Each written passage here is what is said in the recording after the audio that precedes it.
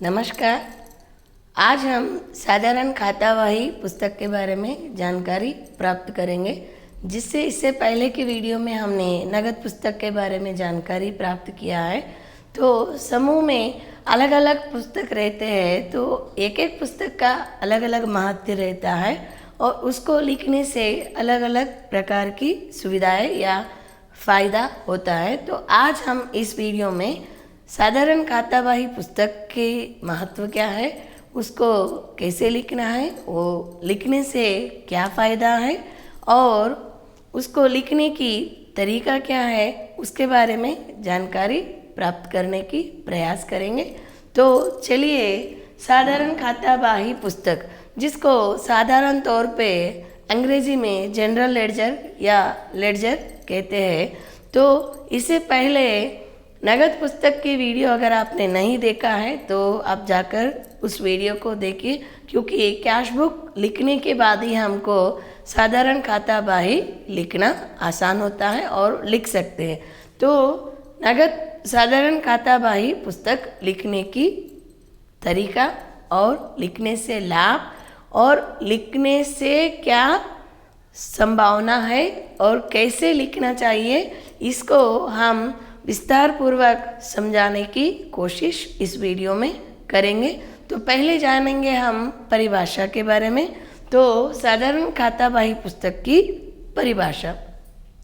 साधारण खातावाही पुस्तक की परिभाषा नगद पुस्तक में लिखे हुए खाताओं को, या कुछ राज्यों में इसको मदों को भी कहते हैं, मदों को शीर्षकों के अनुसार लिखने की पुस्तक को साधारण खातावाही पुस्तक कहते हैं।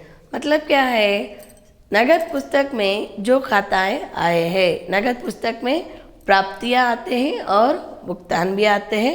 प्राप्तियों के नाम पे जो खाताएं आए हैं, भुगतान के नाम पे जो खाताएं आए हैं, उनको शीर्षकों के अनुसार, शीर्षक माने हेडिंग्स, जिसको टाइटल भी कहते हैं, अलग अलग पेज में अलग अलग खाताएं लिखते हुए वो खाताओं में उस खाता का पूरा विवरण को एक एक पेज पे एक एक खाता का शीर्षक लगाते हुए लिखने की पुस्तक को साधारण खातावाही पुस्तक या जनरल लेडजर कहते हैं। तो ये पुस्तक लिखने से क्या फ़ायदा है या लाभ क्या है?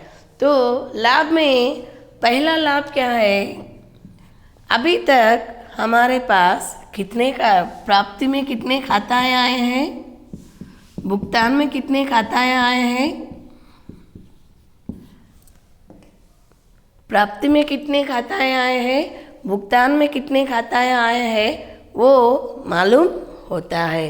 दूसरा क्या है, हर एक खाता का शुरुआत से लेके आज तक, यानी समूह हम चला रहे हैं एक दिन के लिए या एक साल के लिए या 2 साल के लिए नहीं, बहुत सारे राज्यों में समूह जो है ये एक कल्पना है। हम शाश्वत रूप से इस संस्था को, अपनी संस्था को चलाना चाहते हैं। तो इसको लगातार चलाने की कोशिश में या लगातार चलाने की उम्मीद में हमारे गरीब परिवार की महिलाएं हैं। तो ये जो लगातार चलाने वाली संस्था है, 4 या 5 साल के बाद जब हम अपने समूह की हिसाब देखेंगे, तो शुरुआत से लेके आज तक, यानी 5 साल या 10 साल या 20 साल, जितने भी समय हो, शुरुआत से लेके आज की तारीख तक आपकी एक एक खाता की प्राप्ति राशि और भुगतान राशि और शेष राशि। उदाहरण के लिए प्राप्ति मतलब एक एक खाता से पैसे कितने आए हैं, कितने पैसे गए हैं, और आज के तारीख में हमारे पास शेष राशि कितना है, एक एक खाता का विवरण पता चलता है। जैसे नगद पुस्तक में हमने बताया है बचत खाता, बचत एक खाता है। तो ये कैश बुक, ये लेडजर देखने से हमको क्या पता चलता है, साधारण खातावाही पुस्तक देखने से हमारी समूह में बचत नाम से शुरुआत से लेके कितना पैसा जमा हुआ है, अगर किसी को हमने बचत वापस किया है तो भुगतान कितना हुआ है, और आज की तारीख को अंतिम शेष राशि बचत के पैसे कितने हैं। उसी तरह ऋण हो या ब्याज हो, या खर्चा हो या कुछ भी प्रकार की खाता है तो आया कितना है, यानी प्राप्ति एवं भुगतान एक एक खाता का आया हुआ राशि, गया हुआ राशि और आज की तारीख को शेष राशि मालूम होता है। उसके साथ साथ साधारण खाता बही पुस्तक लिखने से समूह की ऑडिट रिपोर्ट बनाने में ऑडिट की जो प्राप्ति भुगतान होता है वो ऑडिट की प्राप्ति भुगतान बनाने में आसान होता है, क्योंकि ऑडिट की प्राप्ति भुगतान में क्या लेते हैं हम। ऑडिट का जो आपका समय है 1 साल है या 2 साल का ऑडिट कर रहे हैं आप, 1 साल का ऑडिट कर रहे हैं, या समूह की शुरुआत से लेके एक ही बार कुछ राज्यों में अभी तक ऑडिट का उनको पहचान नहीं है तो 4 साल का 5 साल की समूह को एक ही साथ एक ही बार ऑडिट करवा रहे। तो वो ऑडिट में क्या होता है, शुरुआत से लेके अभी तक बचत के नाम से कितने पैसे आए हैं, आया कितना है, गया कितना है और शेष कितना है, ये हमको जानने के लिए अगर आप एक नगद पुस्तक और साधारण खाता बही पुस्तक दोनों को सही तरीके से लिखे हैं तो आपके ऑडिट आसानी तरीके से हो जाता है। तो ये साधारण खाता बही पुस्तक लिखने से लाभ है। तो ठीक है, चलिए साधारण खाता बही कैसे लिखना चाहिए उसको हम थोड़ा सा देखने की कोशिश करेंगे। साधारण खाता बही पुस्तक में पहले पन्ना में एक सूची रहती है। क्या रहती है? सूची। सूची मतलब इंडेक्स, जिसको हम हिंदी में सूची कहते हैं। तो ये सूची में हमको क्या करना है, पहले साधारण खाता बही का मतलब ही शीर्षक लिखने वाला पुस्तक है, ठीक है। तो आपकी क्या साधारण खाता बही पुस्तक में ये शीर्षक आया है तो खुशी की बात है, अगर नहीं भी है तो आप एक वाइट पेपर में लिखकर आपकी साधारण खाता बही पुस्तक की पहले पन्ना में चिपका दीजिए या आप अपने हाथों से लिखकर वहाँ पे रख सकते हैं। तो इस सूची में क्या रहेगा, यहाँ पे क्रमांक रहेगा और यहाँ पे विषय रहेगा या खाता का नाम रहेगा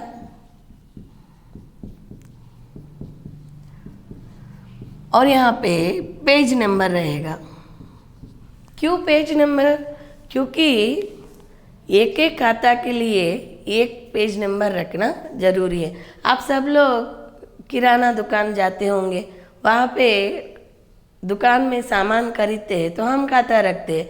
जैसे राम के लिए एक पेज में लिखते हैं, श्याम के लिए एक पेज में लिखते हैं, सीताबाई का एक पन्ना में लिखते हैं, राधाबाई का एक पन्ना में लिखते हैं। जब सीताबाई सामान लेके जाती है तो सीताबाई के खाता में ही हम उसका विवरण लिखते हैं, ना कि राम और श्याम और गीताबाई सभी के नाम पे नहीं चढ़ाते। तो इसी तरह समूह में भी अलग अलग प्रकार के मद या अलग अलग प्रकार के खाते आए हैं। तो जो बचत आया है, बचत को बचत की पन्ना में ही लिखना चाहिए, ब्याज को ब्याज की पन्ना में ही लिखना चाहिए, दंड को दंड की पन्ना में ही लिखना चाहिए। मतलब एक एक खाता के लिए एक एक पन्ना आवंटन कर कर रखना चाहिए। तो उसमें जैसे जैसे आपके समूह में खाताएँ आते रहेंगे वैसे वैसे आप खाताओं को खोल सकते हैं, शुरुआत कर सकते हैं। अगर चाहे तो कुछ जगह पे क्या करते हैं, हम साधारण खाता बही पुस्तक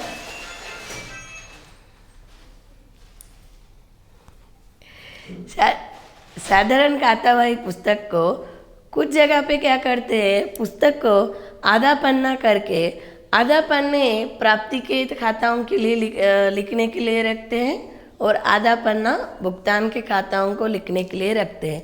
तो जो प्रावधान आपको है या आपके पास जो लिखने की तरीका आपको सरल लगता हो या आपके SRLM गाइडलाइंस के अनुसार जो आपको लिखने की तरीका बताया हो उस तरह आप लिख सकते हैं। मगर लिखने की तरीका को आपको समझना चाहिए, कौन से खाता में कौन सी पेज नंबर में आपने वो खाता लिखा है। जब हम वो पेज नंबर खोलेंगे तो वो खाता आपको दिखना चाहिए। आप चाहें प्राप्तियों को आधा पन्ना रखिए, भुगतानों के लिए आधा पन्ना रखिए, या जैसे जैसे आपके समूह में प्राप्ति या भुगतान जैसे जैसे खाताएं आ रहे हैं वैसे वैसे हमारे खाताओं को नोंद करते हुए जाना है। तो सूची में हमको क्या करना है, जितने हमारे समूह में खाताएं आते हैं एक एक खाता के नाम पर कुछ पन्ने आवंटन या डिवाइड कर कर रखना चाहिए। जैसे आपकी साधारण खाता बही पुस्तक में 50 पन्ने हैं, तो 50 पन्नों में पहले पन्ने से लेके 50 पन्ने तक आपको पहले पेज नंबर डालना चाहिए, या पहले से आपको पेज नंबर डाला हुआ है तो उसको ऐसे डिवाइड करना है। जैसे उदाहरण के लिए बचत जमा खाता, ये कहाँ से आपको लेना है, देखिए हम आपकी सुविधा के लिए यहाँ पे हमने कैश बुक को वैसे ही रखा है। हम कैश बुक में प्राप्ति का विवरण को आपको दोबारा दर्शा रहे हैं। यहाँ पे ये हमारी एक बैठक की प्राप्ति भुगतान या कैश बुक की नमूना है जो हमने पिछली वीडियो में आपको बताया है। तो इसमें हमने यहाँ पे पेज नंबर 1 डाला है। कौन सी पेज नंबर 1 है, साधारण खातावाही पुष्ट संख्या, यानी साधारण खातावाही पुस्तक में ये खाता का विवरण 1 नंबर पेज में है। यानी यहाँ पे हमको क्या लिखना है, 01 लिखना है। तो आप एक पेज पे अपनी खाता के अनुसार आप इसको ध्यान में रखना है, ये खाता बार बार आता है या कभी कभी आता है, उसको ध्यान में रखते हुए उसको 1 पन्ना चलेगा या 2-3 पन्ना रखना चाहिए। आप वैसे उस खाता के लिए पन्ने बांट कर रखना चाहिए। तो मैं उदाहरण के लिए 1 से 2 पन्ना में बचत जमा के लिए रख रही हूँ। उसके बाद यहाँ पे क्या है, किस्त खाता,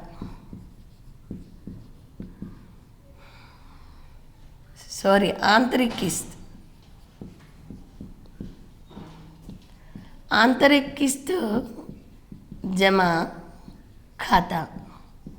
तो इसको हमने पेज नंबर 5 में लिखा है, यानी पेज नंबर 5 से लेके 6 तक वो पन्ना हमने उनको ऐसे डिवाइड करके रखा है। जैसे जैसे आपकी समूह या आपकी संस्था में खाताएं शुरू होते रहेंगे वैसे वैसे आपको पन्ना बांटना चाहिए।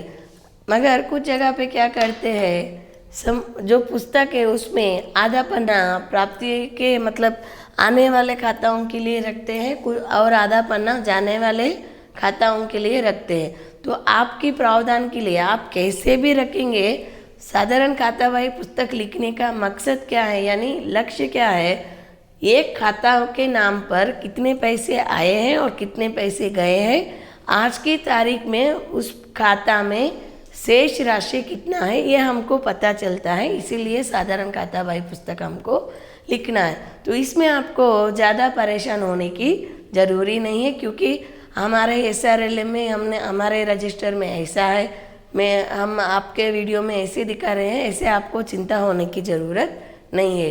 लिखने के तरीका आपको पता चला है तो आप किसी भी तरह से आप लिख सकते हैं।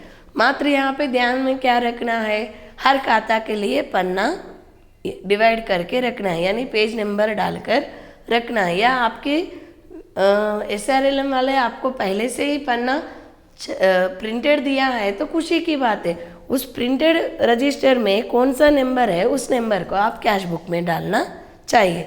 तो कैसे लिखना है उसके बारे में एक बार ध्यान देंगे।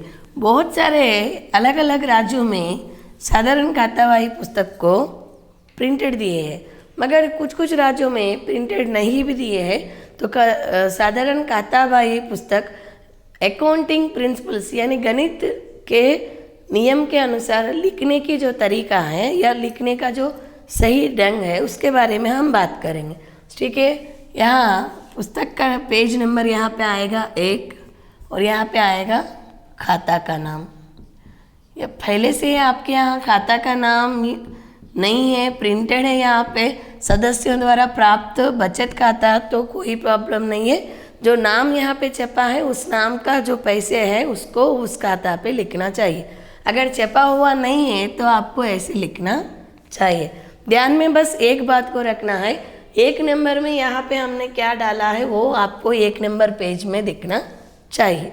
तो 1 नंबर पेज है तो खाता का नाम ऐसे अगर आपके पास एम्प्टी रजिस्टर आया है, आपको अपने हाथों से खाता शीर्षक बनाना है, तो वहाँ पे हम खाता का नाम क्या लिखेंगे। 1 नंबर पेज को हमने किसके लिए डाला है, बचत जमा खाता, या आप यहाँ पे सविस्तर सदस्यों द्वारा प्राप्त बचत खाता भी लिख सकते हैं। और इसके नीचे फॉर्मेट ऐसा आता है, एक दिनांक, नगद पुस्तक पेज नंबर, विवरण, प्राप्ति, भुगतान, उसके बाद कुल या शेष राशि। तो क्या बोला हमने, दिनांक, नगद पुस्तक पेज नंबर,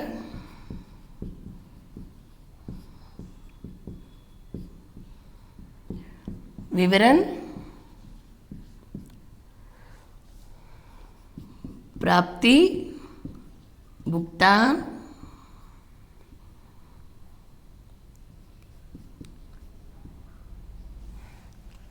कुल या शेष राशि। इसमें बहुत सारे लोग कंफ्यूज होते हैं, क्यों कुल या शेष राशि लिखते हैं, क्योंकि कुछ कुछ खाता है भुगतान होते हैं फिर जमा नहीं होते हैं, कुछ कुछ खाता है जमा होते हैं भुगतान नहीं होते। तो कुछ खाताओं को हम मात्र कुल ही लिखते हैं, कुछ खाताओं को हम शेष राशि भी लिख सकते हैं, या कुल ही लिखेंगे आपकी समझदारी के लिए, ठीक है। तो बचत जमा खाता, तो अभी कौन सी दिनांक की कैश बुक है हमारी, 10/5/2020। तो ये हमने नगद पुस्तक से हमने साधारण खाता बही पुस्तक में लिया है। तो जिस तरह साधारण खाता बही को पेज नंबर है, यहाँ पे एक पेज नंबर 1 का विषय हम बात कर रहे हैं, उसी तरह नगद पुस्तक को भी कोई ना कोई पेज नंबर रहेगा, सही है कि नहीं। तो यहाँ पे हमारी नगद पुस्तक पेज नंबर 3 मान के चलो उदाहरण के लिए, तो यहाँ पे नगद पुस्तक पेज नंबर कितना होगा, जिस पेज नंबर पे इस तारीख का जो विवरण है इसको हमको यहाँ पे लिखना चाहिए। विवरण में क्या लिखेंगे, जैसे हमने बचत जमा लिखा है 10 सदस्यों द्वारा या 12 सदस्यों द्वारा, जैसे आपकी बैठक प्रस्ताव पुस्तक में जमा हुआ है या आपकी समूह की बैठक में जमा हुआ है, वो विवरण लिखना है। विवरण में अलग अलग प्रकार भी लिख सकते हैं, जैसे कुछ राज्यों में लिखते हैं सदस्यों द्वारा प्राप्त बचत, या कुछ राज्यों में उसको सविस्तर लिखते हैं सदस्यों द्वारा प्राप्त बचत 10 × 50 = 500 रुपया। तो विवरण लिखने की सबसे सरल और साधारण इजी तरीका आपको ध्यान में रखना चाहिए, कभी भी साधारण खाता बही पुस्तक में पूर्ण विवरण नहीं रहता है, यहाँ पे विवरण एक लाइन में ही लिखते हैं, ठीक है। तो यहाँ पे लिखेंगे सदस्यों द्वारा बचत जमा,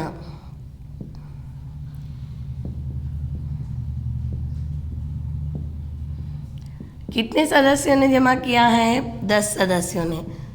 तो 10 × 50 आपकी सुविधा के लिए लिख सकते हैं, अगर नहीं भी चाहिए, अगर नहीं भी लिखेंगे तो आपकी इच्छा।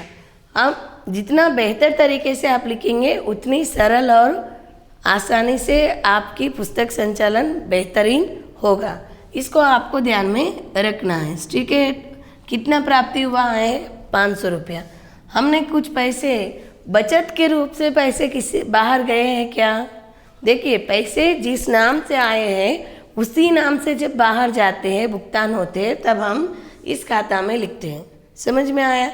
यानी बचत जो 500 रुपया जमा हुआ है, कोई सदस्य अपने समूह से बचत वापस लिया है तब हम यहाँ पे लिखेंगे। हमारे समूह से किसी को हमने वापस किया है क्या, इस बैठक में नहीं किया है, तो हम यहाँ पे क्या लिखेंगे, डैश। टोटल कितना है हमारा, 500 रुपया। मान के चलो दूसरी बैठक में हमारा मासिक बैठक है या साप्ताहिक बैठक है, जैसे आपकी समूह की बैठक है वो आपकी समूह के नियम के अनुसार हो सकता है। तो उदाहरण के लिए अभी मान के चलो अगला हमारा दूसरा जो बैठक हुआ है हमारे समूह की बैठक मासिक बैठक है, तो उदाहरण के लिए आपकी जो नियम है उस नियम के अनुसार आप बचत करेंगे। तो हम सादा और सिंपल सरल तरीके से समझाने के लिए मासिक बैठक की उदाहरण दे रहे हैं। अगले 10 तारीख को 6वां महीने में हमारी बैठक होगा, तो उस बैठक को हमने कैश बुक नंबर 5 में लिखा है। तो वो कैश बुक नंबर 5 में सदस्यों द्वारा बचत जमा हुआ है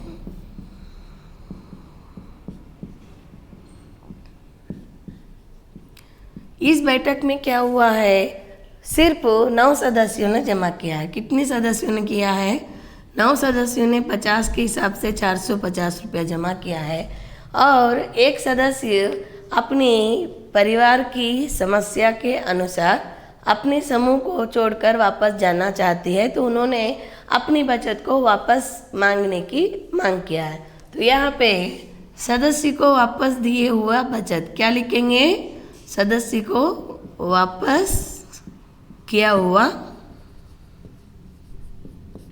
बचत लिखेंगे। कभी भी ध्यान में रखिए, एक बैठक में चाहे प्राप्ति हो चाहे भुगतान हो, दोनों को हमको एक ही लाइन में लिखना चाहिए और शेष को यहाँ पे दिखाना चाहिए। ठीक है, तो ये हमारा इस महीने की विवरण है। तो इस महीने में हमको प्राप्ति कितना हुआ है? 450 रुपया। जो सदस्य इस बैठक में आई है वो सदस्य इस बैठक में बचत जमा नहीं किया है। पिछली महीने की उनके बचत कितना था? प्रत्येक सदस्य 50 रुपये के हिसाब से वो सदस्य की बचत कितना है? 50 रुपया। तो उनको हमने कितना वापस किया? 50 रुपया। ठीक है, तो अभी पिछले महीने तक हमारे ये शेष राशि कितना था? 500 रुपया। इस महीने में हमारा कितना आया? 450 रुपया। कुल मिलाने से कितना होगा? 950 रुपया। उसमें से हमने वापस कितना किया? 50 रुपया। तो अभी आज की तारीख की अंतिम राशि कितना है हमारे पास? बचत के पैसे कितने हैं हमारे समूह के खाता में? 900 रुपया। ठीक है, समझ में आया? इसी तरह हर एक खाता, चाहे वो किस्त हो या ब्याज हो या दंड हो, आरएफ का पैसा आया है तो उसके लिए भी खाता लिखना है, सीएफ का पैसा आया है उसके लिए भी खाता लिखना है। जो भी पैसे आए हैं उनके लिए भी खाता लिखना है और जो भी पैसे गए हैं उनके लिए भी आपको अलग अलग शीर्षक, मैं बार बार बता रही हूँ, अलग अलग शीर्षक में लिखना चाहिए। कभी भी एक शीर्षक को दूसरे शीर्षक में नहीं मिलाना चाहिए। जैसे ये बहुत सरल विषय है, हम शक्कर को शक्कर की डब्बा में ही डालते हैं, नमक को नमक की डब्बा में ही डालते हैं, उसी तरह बचत को बचत के खाता में ही लिखना है, ब्याज को ब्याज के खाता में ही लिखना है, दंड को दंड के खाता में ही लिखना है। एक एक पैसों के लिए, यानी कौन कौन से नाम से यहाँ पे आपको पैसे आया है अलग है, बचत है वो अलग है, किस्त है अलग है, ब्याज है अलग है। जैसे जैसे अलग अलग खाताएँ आते रहेंगे उनके लिए आपको यहाँ पे अलग अलग पन्ने रखना चाहिए, यानी अलग अलग खाता खोलना चाहिए और उनके लिए उसका विवरण अलग अलग पन्नों में लिखना चाहिए। ये साधारण खाता बाही लिखने की तरीका है। धन्यवाद।